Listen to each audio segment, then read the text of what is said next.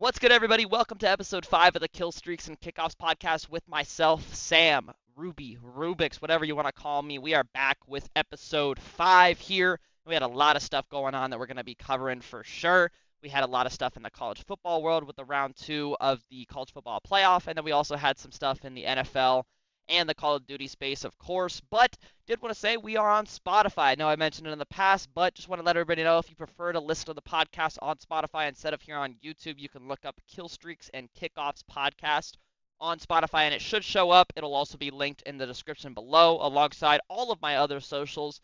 If you want to give me a follow there, I'd really appreciate it. But it will just be myself today. We're not going to have Noah and Nick on this time, but they will be rejoining in future episodes. But for now, it's going to be myself, so we may have a little bit shorter of an episode this time, but that's all good.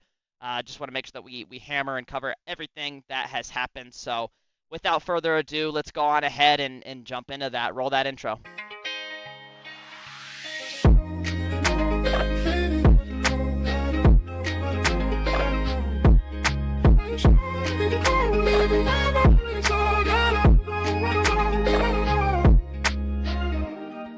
Okay, so let's hop into the CDL news here. We don't have a whole lot going on in the Call of Duty League since we haven't had any matches, but we do have our second roster change here that we've had after the season started, aside from the optic change of bringing in Hook. This time it's going to be Kick stepping down from the Vegas Falcons here, and it's actually, again, related to personal issues or personal problems going on with Kicks, and so he decided to step down and take a break here. The Falcons did word it. They said that they are confident that this is only temporary there. So we don't have a timetable for his return. If that's happening anytime soon, we're not exactly sure. But they are saying that it is temporary, so we'll take what they're saying there. I don't know exactly what's going on there, and it's not necessarily our place, again, like we said with the Pred situation, to speculate on exactly what's going on. But we know Kicks has been a bright spot for the Falcons here. And so, I don't know, maybe this is something he wants to take a break from it and preserve his stock. I wouldn't blame him. They've not been looking great aside from him. So, I don't know if he's just kind of taking a step away from the team or if there's something going on in his personal life outside of that being the reason for him stepping away. Either way, thoughts with Kicks and hopefully to see him back soon because he actually looks like a really, really solid bright spot for this Vegas Falcons roster here. So hope the best for Kicks there. But also, alongside of Kicks, they are actually benching King Abadi here. He was probably looked the worst out of this roster here, and so I'm not surprised that they're going to be moving past him for now, or at least sending him back to their challengers roster to continue to develop. And that's what they're going to be doing for now. And they're going to be bringing in some new players here. They're at least trialing some new players, seeing who they want to replace Kicks and King Abadi with for the time being here. It looks like it's going to be Doom and WXSL. I don't know if that's pronounced differently than each letter individually here. My apologies if there's a way that he pronounces that, but it's going to be Doom and WXSL here right now, who they've been trying. And I know they did have some scrims, I believe, today. They scrimmed some challengers teams. I don't think it went necessarily great, but I mean it is a two-person change here, so take that with a grain of salt for their first scrim as a roster here. But yeah, I mean they're going to be trialing with Doom and WXSL here. I don't know if this will be the final team right now for Minor 1, but we'll see here what happens with this Vegas Falcons roster and in order for them to try and kind of make a push here in this minor bracket. But yeah, I mean that's really the only change roster wise or rule set or map pool wise that we have here with the CDL. Nothing else major that we needed to mention here, other than obviously we've got the matches. I think a week from today exactly is when we're back. Yeah, so next Thursday or Friday, I think. I think it's Friday. The 10th is when. So exactly a week from today, as I'm recording this here right now. So very excited for those matches to start, and we can finally have something to talk about here again. I feel like it's been forever. It's only been a couple weeks, but very excited for that nonetheless here. And of course, if anything else happens with the CDL before those matches start, we will definitely mention that and relay that information or any news that happens. But other than that, that's all I wanted to hit on here was this Vegas Falcons change to the roster and everything else we're pretty much up to date on here, and we'll move on to college football, which is where a lot of stuff here has been happening. Obviously, like I said in the intro, we had the second round of the college football playoff here, and it did not disappoint. I think there were some great games in here. We got to see some, I mean, obviously, top 12 matchups here between these teams, actually top 8 here, I guess technically, based off of seeding. But we had a lot of great matches here, and I went 3 for 4 on my picks. I know we had Nick and Noah on last week. They picked everything against me, so I thought I might have been a little bit crazy being the only one to go the way I did, but ended up working out. The only one I got wrong here was this first game that we're going to go into, the Texas versus Arizona State. And it was actually the closest game of the weekend when you look at the final scores here. Texas gets it done in double overtime against Arizona State, 39-31 here, and this was kind of a grueler. Texas was out in front for the majority of the game, and then Arizona State mounted a comeback.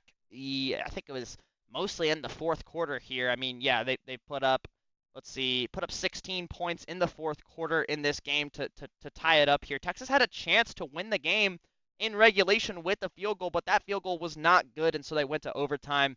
Took it to double overtimes here, and Texas came out on top. I think Arizona State had a chance as well in overtime to score or whatnot. I don't remember the exact details of what happened in overtime, but I know that they had their chances also, and I think that was kind of moral of this game was once Arizona State tied it up, both teams had ample opportunity to go on and win this game and move on in the college football playoff, and Texas was the team that ended up winning. I know there was also a debatable missed targeting call that I think was probably pretty by the book of targeting that a lot of people weren't exactly happy about it. I don't blame them here, but that was missed. Would have been against Texas there and would have really helped out Arizona State if they wanted to close out this game and move forward, but that didn't get called, and I mean, you can't really dwell on missed calls for too long. I mean, being a team, you don't want to be in a situation where a game's going to come down to a call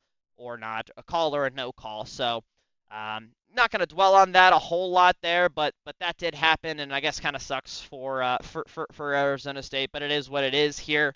Did want to mention, I thought Quinn Ewers looked a lot better in this game than he has been looking in the past or their most recent games. I know I had said Texas has not been looking super duper strong recently, and that a part of that was Quinn Ewers not looking super strong. But I think he looked a lot better in this game, and I think he definitely outplayed Levitt on Arizona State there. Not sure if it was like super huge increase in play, but looked better, and I think that's a bright spot for Texas in this game. Offensively, I did have here where did I got the stats? Arizona State outgained them in terms of yardage over Texas there. So I thought that was interesting. Texas was still able to get it done with not as much production here offensively, and I know they have a really good defense, and it's one of their strong suits here on this Texas Longhorns roster, but Arizona State was really keeping up with them. I mean, 29 first downs, 510 total offensive yards. They were definitely, just controlling the offensive side of the ball for more so. I mean, they had a lot more time of possession as well there. So, I mean, Arizona State's offense looked really good, but I mean, Texas just iced up when it mattered, and when it took time to control the game and make those game-defining plays, that's what Texas did, and they're going to come out with the win here in this one. So Texas will be moving on to the semifinals here, and congrats to Texas there. Very, very excited to see this following matchup that we will definitely talk about here. But did want to move on to the Ohio State versus Oregon game, and if you have been watching any of the past episodes of this podcast, you know how much of an Ohio State fan I am, and this was just absolutely lovely to see. Did not expect it to be this much of a blowout against the number one team in the country, undefeated Oregon Ducks. I was very shocked that we came out that strong in this situation, and yeah, that was just insane. A crazy, crazy, crazy game. Very exciting as a Buckeye fan to see here.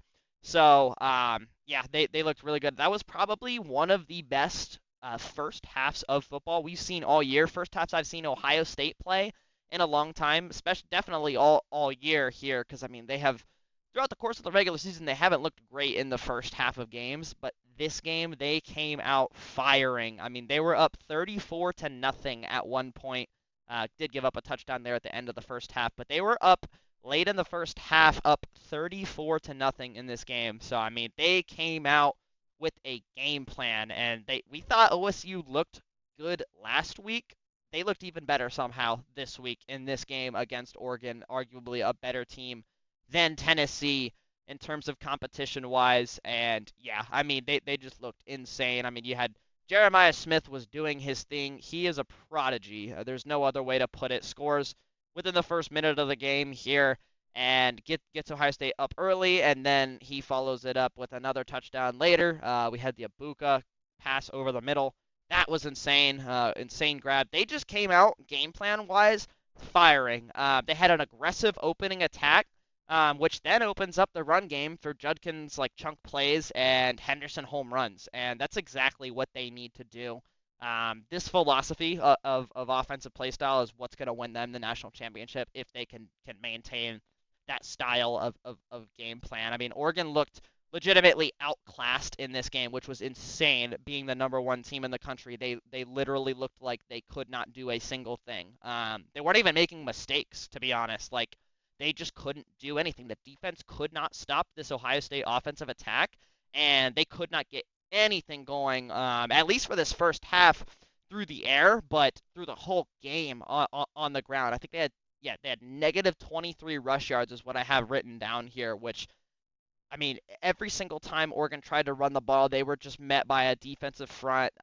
I'm curious to know what their highest play, like highest run play was. I would be shocked if it's like anything near 10 yards. That was just an insane run defense that we saw and defensive front from Ohio State here. But yeah, I mean, only other thing I'll touch on here, Howard looked really good. Very efficient game from Will Howard in this ball game, and I think that's just exactly what Ohio State needs from him. Just not making mistakes, no costly interceptions that can potentially cause game-defining switches in momentum or plays that you can make. I think that's just a really, really important thing for how Will Howard needs to play this game. Deliver the ball to the playmakers. I mean, you have superstars surrounding you, so just not making those mistakes and delivering when you can to your guys. I mean, you've got Jeremiah Smith, Carnell Tate, Ibuka there at the receiving, and then you've got two of the best running backs in the nation that you can just hand it off to. Yeah, I mean that's exactly what you wanted to see from Will Howard. Not an insane stat line, but 319 and 3 touchdowns is all you really need from him. And when that offense is firing like it is, that will get the job done very very efficiently in that game. So yeah, Ohio State looked really really good in this game, and of course I always talk about them a little bit more than everybody else, but I was very very happy and happily surprised with the display that Ohio State put out here against Oregon. But that's that game. Ohio State will move on to the semifinals as well. Let's jump over to Penn State, Boise State, and this was the Friday game, I believe. Yes, Penn State gonna come out with this one, 31-14 in this ball game. This score I'd say was a little more brutal than it actually was of a game, in my opinion. Boise State was able to keep up with Penn State offensively in terms of like production and yardage here. I think they've got so I mean both of them around that 400 mark of total yards, around 20 some first downs. So both of them were able to move the ball on each other. But Boise State just made too many mistakes here. I mean, 4 turnovers in that game. That when that ratio is 4-1, it is very very hard for teams to win a game even when your team is still producing. If drives are being killed by turnovers like that, it's very, very hard to beat high caliber teams like Penn State. And so I think that's what ended up costing them this game. I mean, Junta didn't have a terrible game. I don't think their quarterback played necessarily terrible aside from the interceptions, obviously. But yeah, I mean, just too many mistakes. And That he did. I mean, this was the hardest run defense that he has played all year, and it did kind of show. It wasn't the same dominance that we've been used to throughout the year. I'm not saying he played bad by any means, but it was definitely noticed that this was a very, very solid Penn State defense, and it showed in this game. Obviously, held them to 14 points in this ball game. But yeah, I'm still a believer here in Penn State. Even if Boise State was pacing them, they got it done 31-14 at the end of the day. Regardless of how misleading the score is, they got the job done. And yeah, they looked really good, and I think they are a contender for sure.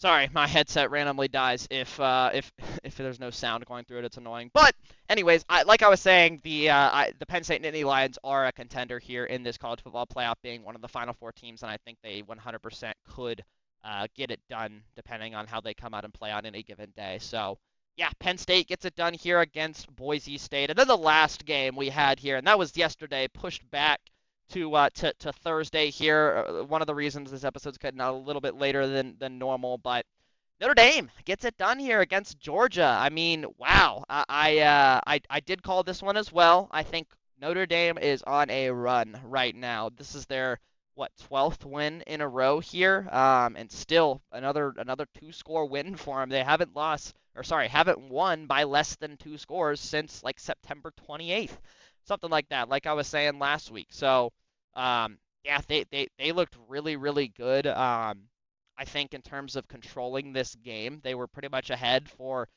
the majority of the game, even when it was a little bit of a slower start in that first quarter. They got the late touchdown capitalized off of the turnover, and then scored you're seeing the highlight play right here, but the scoring as soon as the half opened up on that opening kickoff there to go up 20-3. Notre Dame, yeah, just did a really good job of capitalizing. Georgia did make a lot of mistakes that Notre Dame was able to capitalize on, but also Notre Dame didn't allow Georgia to like get back in this game. Didn't allow them anything on their end to allow some sort of comeback or for Georgia to make their mistakes right almost. And so I think that's why that's why Notre Dame won this game, was because they were able to do that. I think Marcus Freeman really, really outcoached Kirby Smart in this game as well. I mean, you saw the 11-man substitution in the fourth quarter there on fourth down to get kind of Georgia a little bit flustered and make sure that they were able to get that and basically ice the game and drain out the rest of that clock, make sure there was no chance for Georgia to win that game. I mean, we had Georgia players running into officials on that big play early on in the game. Obviously, that's, it's not a huge thing, but it does like fall on to the coach, I guess, in terms of people taking responsibility for stuff. And just a lot of penalties in general. I mean, aside from that for Georgia. So I think Freeman really outcoached Kirby Smart in this game here, and yeah, that ultimately, that combination of all those factors led to a Notre Dame Fighting Irish W here in this game against Georgia. So they will be the final team moving on here to this semifinals that we have. I did want to address the format of the playoffs real quick before we started talking about the semifinals. It's crazy here that all 4 conference champion auto buys lost in their game. I mean, Georgia, Boise State, Oregon, and Arizona State, all conference winners that lost in the first round of the first playoff game that they played.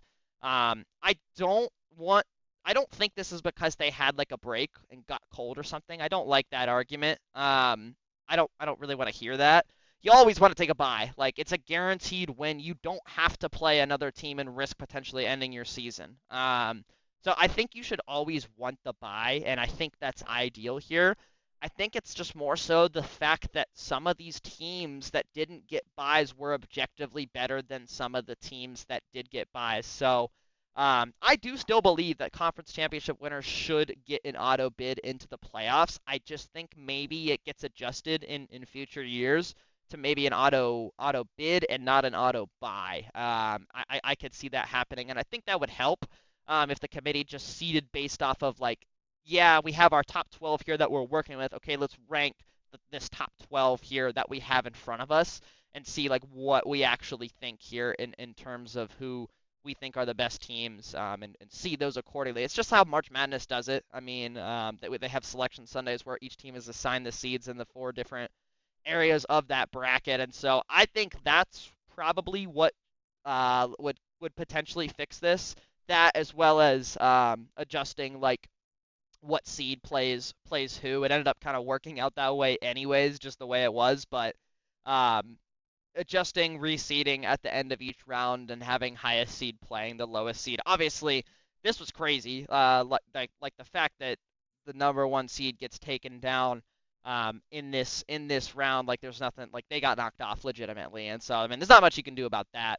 But just for the others, making sure that the best teams do get those buys, and yeah, I don't know if they did do that too, and all those teams are losing here in the first round. Okay, then maybe it is like an issue where they're getting cold, and shit, we take it down to a 18 playoff. I don't know, but I think initially right now, let's just let it rock and make changes, try to find solutions before blowing everything up here. So, um, yeah, that's kind of my side, or my proposition for how we could potentially fix this, or just looking at what happens and trying to make the best experience and the best competitive experience for these teams as football programs here. But overall, that was great. Great round 2. Love that. That was very exciting, of games that we got to watch there this past week, this past New Year's season.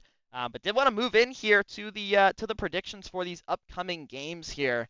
Um, first off, I'm not sure if because Notre Dame here had a shorter, is gonna have a shorter time to prepare than like Penn State, and I guess Texas and Ohio State as well, because their game is technically supposed to be first. It's on that Thursday, I think. I think the 9th is a Thursday. Yeah. So, and their game was the most recent one because it got delayed. So I don't know. Maybe they switched the days of these two, or maybe they completely altogether make Texas and Ohio State go down to Miami for the Orange Bowl and switch those two. If those plans are already too set, I don't know if that'll actually happen. I doubt it. But I know some people have talked about that, and it's an interesting proposition. So I don't know. As an Ohio State fan, I would much rather play Texas and Florida than play them in Dallas. So definitely want that to be switched, but it is what it is. So I don't know. I don't know if we'll see that happening. But we do have, for the Cotton Bowl, Texas against Ohio State, and I am very excited for this game.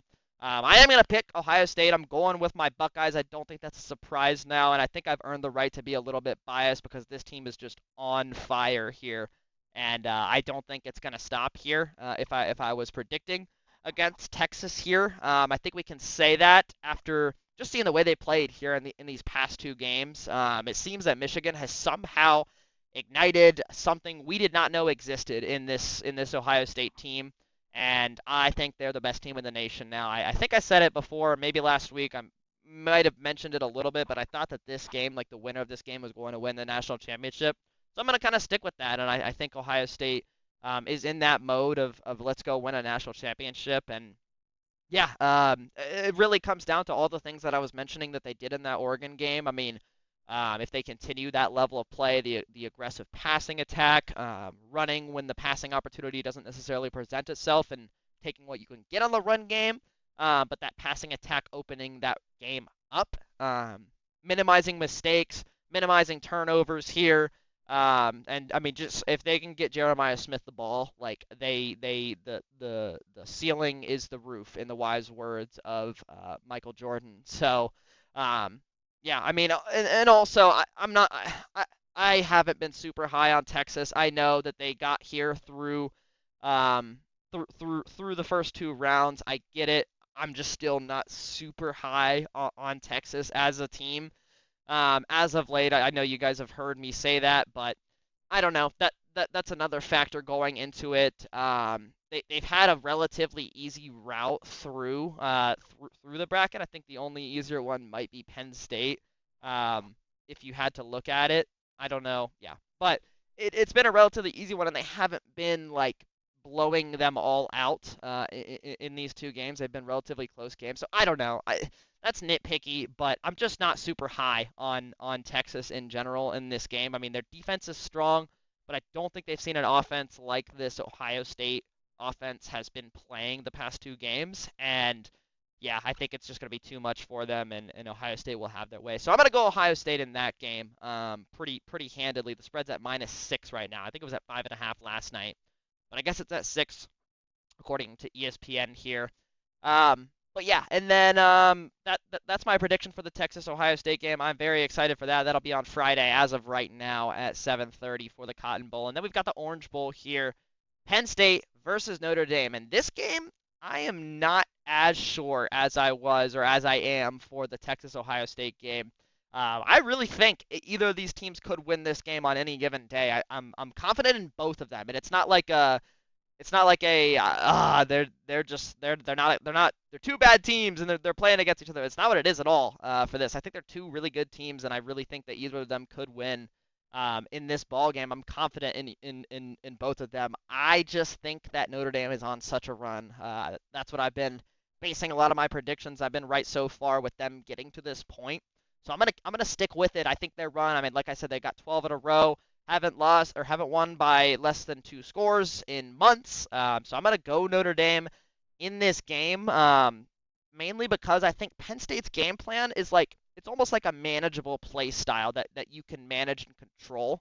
And I think Notre Dame has been doing that in their games to the teams that they played. They controlled Indiana the whole game. They controlled Georgia the whole game. I think they're going to control the way Penn State plays this or plays the game right now offensively, and I think they can get it done on or they can control Penn State's offense, so Notre Dame can get it done defensively. I think they're also able to get it done offensively against Penn State here. So I'm gonna pick Notre Dame for this. I think Freeman again. Freeman outcoached Smart in the last game. I think he's gonna outcoach Franklin in this game.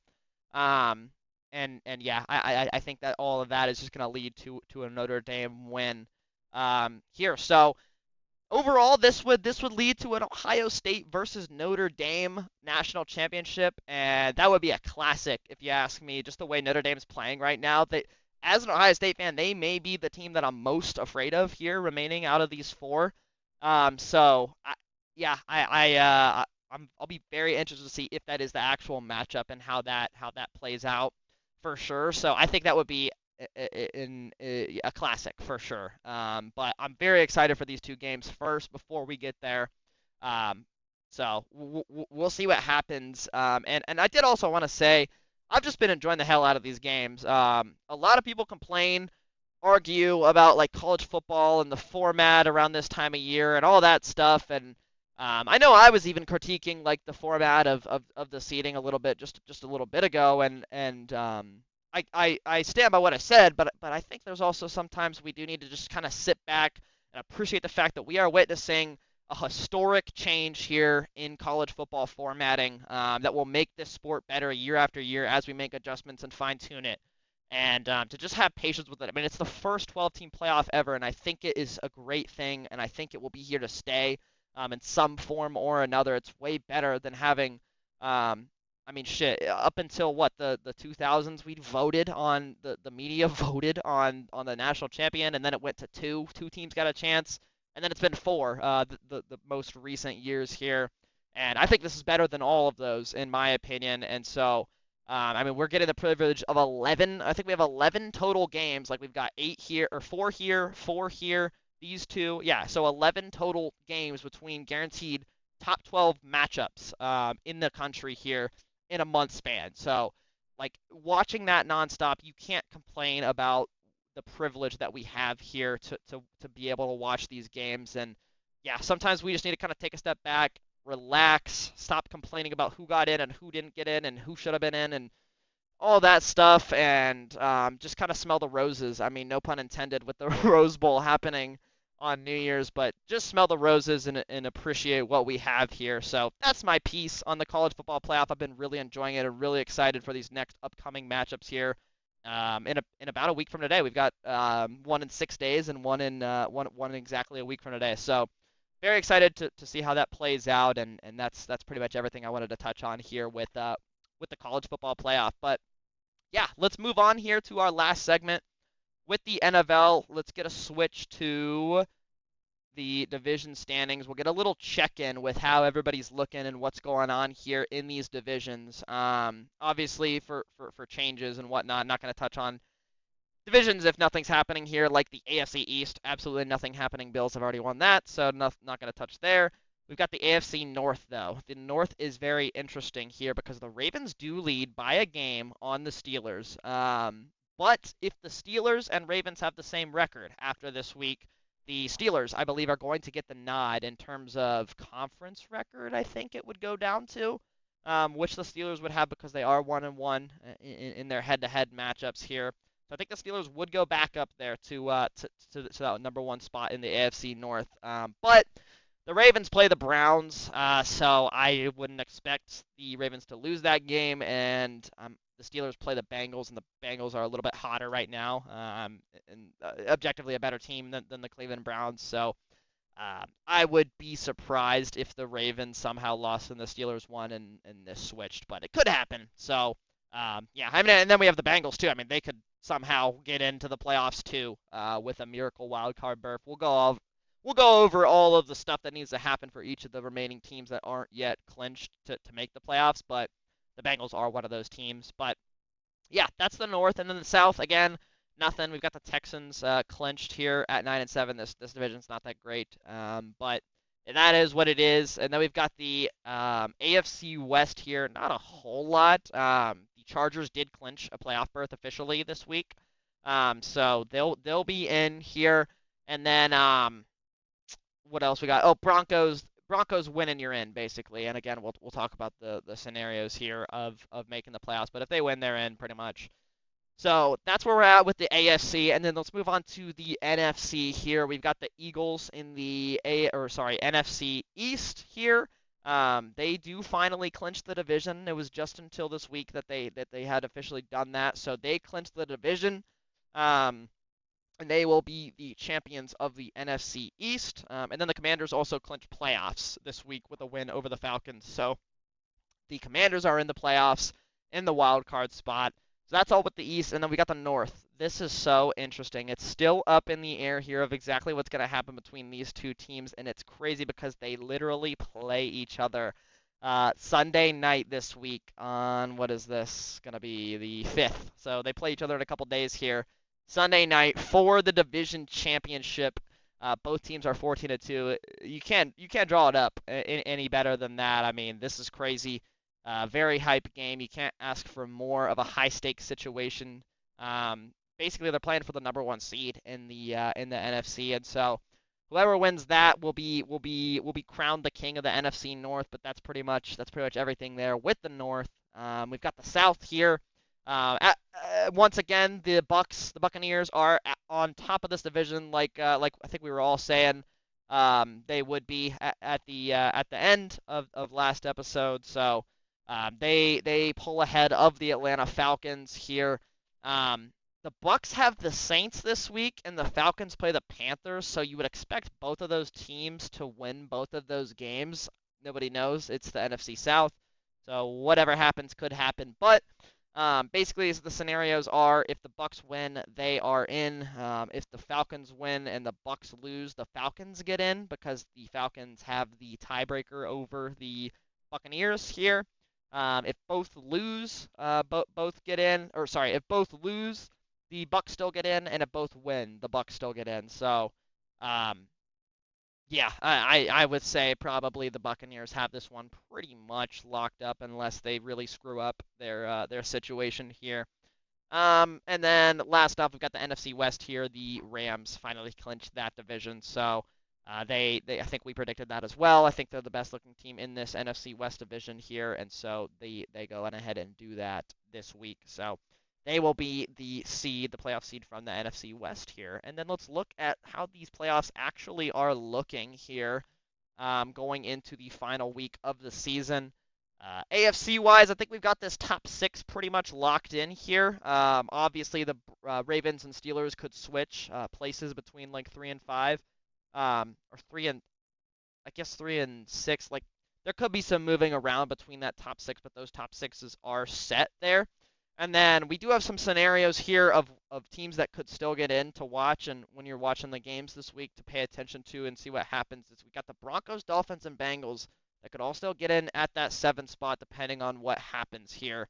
I'm going to say it right now, I think the Broncos will probably get in, but on the chance that they don't, or what they need to do to get in here is a win versus the Chiefs, and you're in. And the Chiefs, I don't know if I'm sure they've announced it by now. I didn't look into it, but I'm sure they are resting their starters, being 15-1, locked up that number 1 seed here. So I would assume that they're benching their starters, and the Broncos should have a relatively easy win. But it is the NFL, so who knows what happens there. But yeah, they're playing, they win, they get in. The Dolphins are next up here. If the Broncos do somehow lose and the Dolphins win, the Dolphins would get in here. They would get in over the Broncos here. I don't know, what does it come down. Sorry, my headset died again. But as I was saying, I think the Dolphins have a better conference record, or would have a better conference record, yeah, than the Denver Broncos. So they're gonna get in over the Broncos if they were to win in that scenario. And then last off, we've got the Bengals here. Very doubtful of what that could happen, but they need to win against the Steelers, who are still playing for a division championship. So that's gonna be a hard game to win. And then you've got the Dolphins that you need to lose as well, so you can jump them. They'll be 8-9, you'd be 9-8. And then you need the Denver Broncos to lose, where you would both be 9-8. And I think the way it would shake up is the Dolphins will be the Broncos will be 5-7, Bengals will be 6-6 conference record. So the Bengals would take precedence over the Broncos if that were to happen. But again, I seriously doubt that the Broncos lose. And the Dolphins are playing who did I have? They've got the Jets this week, so Jets haven't looked good. Would be very shocked if they somehow beat the Dolphins again. Actually, I wouldn't be that shocked. I would not be that shocked. The Dolphins are so streaky. That could happen, but I really just think the Broncos are going to lock it up and secure that 7 spot if I had to predict. So, yeah, that's all we had there. I mean, obviously the Colts got eliminated this past week with a loss somehow to the Giants. So that's the AFC, and then we've got the NFC here, a little bit less complicated in terms of scenarios. Like we were saying, that 4 seed is still technically up for grabs for the NFC South between the Falcons and the Buccaneers here. So I think it's still going to be the Bucs, but we'll see exactly what happens there. It's the NFL. I know I keep saying that, but it really is the NFL, and anything can happen. So we'll see, but I think it will be the Buccaneers in that 4 seed. And then the Lions and the Vikings could trade spots, and I think this is a little crazy here, but the Lions, so the Vikings right now are the 5 seed. The Lions are the 1 seed. Whoever wins this game will get that 1 seed, because they'll obviously be 15-2 versus 14-3. And then the loser will have the second best record in the NFC, well, provided the Eagles lose, but tied for or will outright have the second best record in the NFC, but will be the 5 seed, guaranteed. And so it's very interesting to see that and what that happens. It kind of poses almost a similar argument to what we were talking about with the college football playoff and seeding wise. Like, do we necessarily need to be giving these division winners guaranteed 1 through 4 seeds, home playoff games, or is there like an argument or a legitimate case for potentially like making what I was kind of saying, where you get an auto bid to those 7 teams in your conference that make the playoffs, but not necessarily an auto bid for a top 4 seed here. So like maybe the Buccaneers would be like the 7 seed instead of the Green Bay Packers, or the Vikings here would be a top 2 seed, top 3 seed still, and get those home playoff games. So I don't know. NFL seems to be, I don't know. They're more proactive in making changes. I mean, I think this playoff model is relatively new, if I'm remembering correctly. So they're a little bit more proactive in making changes, but they kind of just do what they want. And so, and it's nothing new. I mean, we've had NFL playoffs for such a long time. It's different than college football, where it's like we're still figuring out exactly how we want to do things. So, I don't know. I don't know what will happen here with this system, but this is kind of highlighting how it is a little bit flawed. I mean, the Vikings deserve a better seed, but they're not going to get one. So I don't know. They've had a great season. We'll see what happens though between that game between the Lions and the Vikings. I just can't get over how insane that is, and that's going to be very fun to watch and see how that plays out. But yeah, I don't know. That's pretty much it. Playoffs wise, I mean, all other teams are eliminated. The Seahawks, I think, got eliminated this past week as well. So they're out of the playoffs, and that's everything for the NFC here. Um, we've got a couple important matchups coming up here this next week that I talked about, but for the most part, participating teams in the playoffs are pretty much final at this point. We've got like 6 and pretty much one spot up for grabs in both conferences here. So yeah, I don't know. That's pretty much it. We'll see what happens and after next week for that. I do want to mention here before I jump into my conclusion of the podcast, and we're doing really good on time here. I wanted this to be a little bit shorter of an episode, but I did want to mention here about the NFL. I think we're going to have another episode a little bit sooner than normal next week, maybe on like Wednesday or Thursday, uploaded, where the playoff bracket will officially be final at that point. So I think me, Nick, and Noah are going to sit down, fill out brackets, and do some predictions on how we think the entire playoffs is gonna play out here, and give our thoughts on all these teams and what type of runs we think they're going to make. So I think that's the plan right now in terms of what we're thinking, because there's nothing going to be going on by the time of we get midweek next week. There won't have been any college football this weekend. It's Friday right now. There's no more playoff games. Obviously, there's some bowl games going on, but we've kind of, for time constraints, been sticking to just covering those playoff games. So, and then obviously we don't have much Call of Duty. I'll mention it if something happens, of course, by that episode. But for the most part, it's going to be pretty NFL-centric. We're going to fill out some playoff brackets and see what we think is going to happen. So that's the plan for covering the NFL here. Let's jump into the conclusion, though. Appreciate everybody watching, listening, whatever way you're consuming this on Spotify or YouTube. Like I said, this episode was a little bit shorter, so I hope that helped with retention in terms of people watching through the whole thing. If not, no worries if you skip through. I just appreciate you being here. Again, we do have Call of Duty returning next Friday, so if we do follow through with this NFL episode, we won't have matches by then, but that'll be a little bit shorter, and then by the time we get back into the regular swing of things, we'll have that Call of Duty minor results by the next episode. And of course, we've got semifinals next weekend, or I guess next week on Thursday and Friday that we'll talk about as well for that. So yeah, very, very exciting stuff that we've got coming up here. It's very fun in sports and Call of Duty right now. But again, we've got I know I just mentioned it. We've got the podcast on Spotify if you wanna listen there. In the future, if you watch this on YouTube, linked below, as well as all of my other socials if you want to follow me or subscribe on there. I really appreciate it. And other than that, thank you for watching this a little bit shorter solo episode here with me.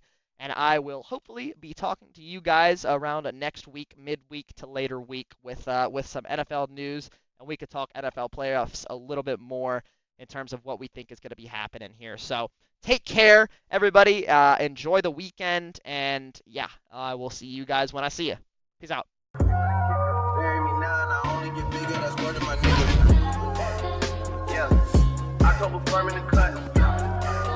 Top like I'm stuck, it's time giving it up. She wanna get married tonight, but I can't take a knee, so I'm wearing all white.